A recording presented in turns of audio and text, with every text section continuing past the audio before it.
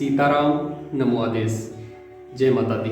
साथियों, बहुत से लोगों के जीवन में शत्रु बाधा बार बार परेशान करती है। उन्हें जीवन काल में बहुत बार शत्रुओं का सामना करना पड़ता है। वैसे तो शत्रु कई प्रकार के होते हैं।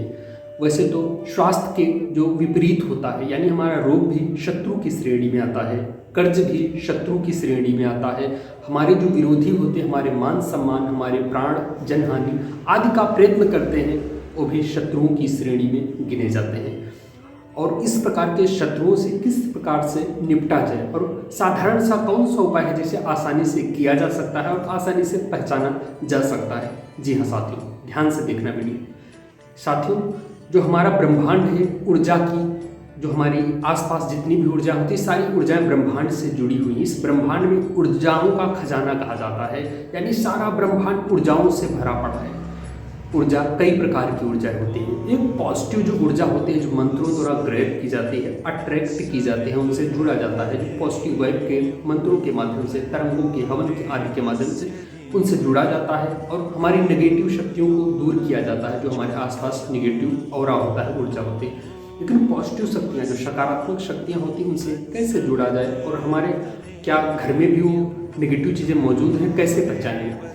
साथियों, एक छोटा सा उपाय करना है आपको। अगर आप जिस घर में रहते हैं वहाँ पुरानी चीज़ें, इलेक्ट्रिक सामान अधिक मात्रा में इकट्ठा हो गए हों, या कबाड़ आपके घर में इकट्ठा हो गया, छत पर अधिक गंदगी रहती हो, अधिक भार हो रहा हो गंदगी के कारण, तो ऐसा मानिए कि शत्रु बाधा परेशान करेगी। ये वास्तु का प्रमुख उपाय कहा जाता है।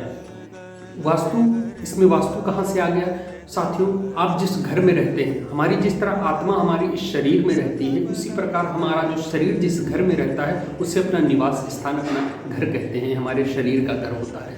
शरीर के घर में, यानी मंदिर में रहते हैं तो मंदिर में साफ सफाई और जो प्राण प्रतिष्ठित मूर्तियाँ होती हैं वहाँ पर साफ सफाई रखी जाती है, वातावरण शुद्ध रखा जाता है।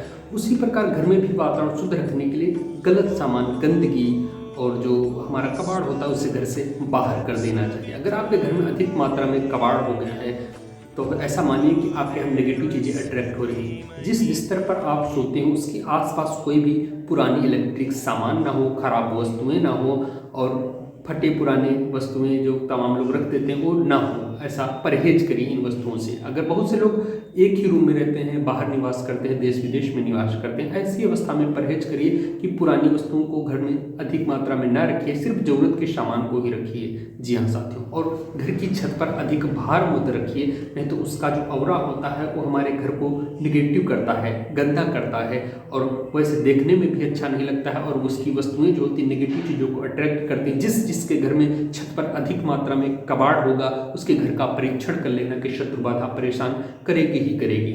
ऐसी अवस्था में एक साधारण सा उपाय करना होगा घर में। साथियों, शत्रु बाधा से निपटने के लिए सबसे पहले घर की साफ सफाई रखिए, छत को भी साफ रखिए और अच्छे, यानी माँ तुलसा का, शनि आदि का पौधा घर की छत पर लगाइए।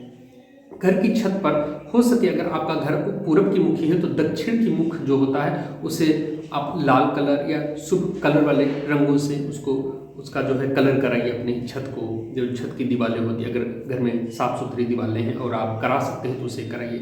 इसके साथ ही आप घर में नित्य गंगा जल का छिड़काव करिए और अपने घर के मुख्य दरवाजे पर, यानी अंदर और बाहर की तरफ, स्वस्तिक का चिन्ह और गणेश जी का स्टैचू होता है, मूर्ति होता है, किसी प्रकार के अंदर बाहर दोनों तरफ लगाइए। एक तरफ, अगर बाहर की तरफ नहीं लगाना चाहिए, सिर्फ अगर दोनों तरफ लगाते हैं तो कई तरह की नेगेटिव चीज़ों से आप बच सकते हैं। गणेश जी की कृपा रहती है और घर में रिद्धि सिद्धि की भी कृपा प्राप्त होती है। जी हाँ साथियों, एक छोटा सा उपाय है, यह करिए। और हर जो है अमावस्या के दिन, अमावस्या की तिथि को घर में गंगा जल का छिड़काव करिए। अगर पूजन, तर्पण, हवन जो भी आप कर सकते हैं बहुत ही उत्तम रहेगा।